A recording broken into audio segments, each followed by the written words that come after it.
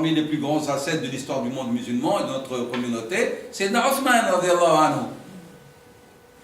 Il était un riche. Il n'était pas un pauvre, c'est Othman. Un riche commerçant. Mais son ascétisme s'est exprimé mieux que celui qui ne veut pas manger et qui ne veut pas boire. Et lui, il avait les richesses, et à 2 reprises, il les a données toutes pour Dieu, son prophète. Il a acheté le paradis, a dit Rasul Salim, il m'a acheté le paradis à 2 reprises. Imaginez, vous avez une caravane de 100 chameaux, avec leur charge.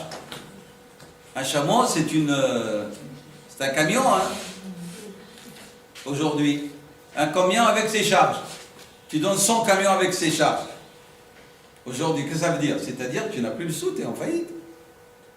Il les a donné sans regret. Il n'a pas dit, oh, j'aurais dû...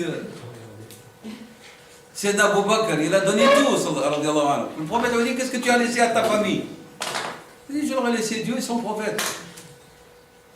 C'est ça l'ascétisme. Ce que nous a dit Abdul Qayyim, et que nous a appris, lorsque nous avions vu la station de Zod, vous vous rappelez très bien ou non?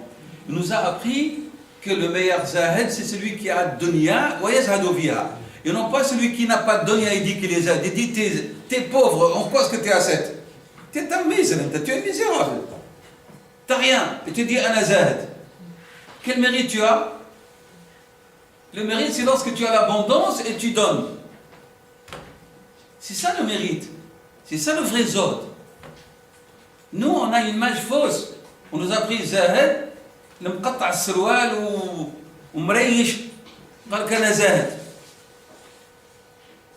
Comme celui qui a vu Sayyida Aïcha radiyallahu anha.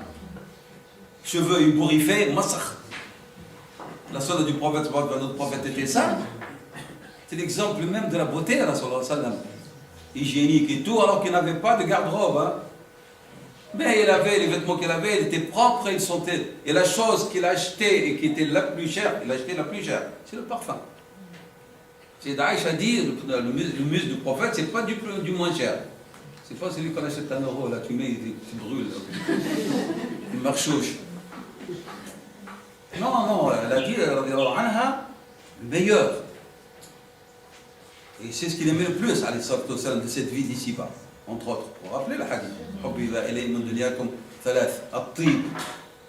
Et donc, Sayyida Aïcha voit cet homme ébouriffé, vêtements au loc, il marche en bougeant la tête pour montrer, Allah qu'il avait d'autres dans ses pieds, pour montrer qu'il était ascète. Elle a dit, qui c'est là? C'est un tel, l'ascète. Elle a dit, rahimallahu Omar. Que Dieu bénisse Omar. Premièrement, lorsqu'il marchait vite. Il ne marchait pas en faisant la mesquinerie. Hein, on a vu les exemples des fois ascètes, là, des fois dévots.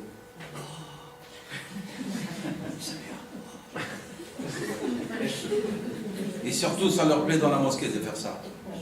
Pour montrer qu'ils sont dans un état de piété extraordinaire, de recueillement.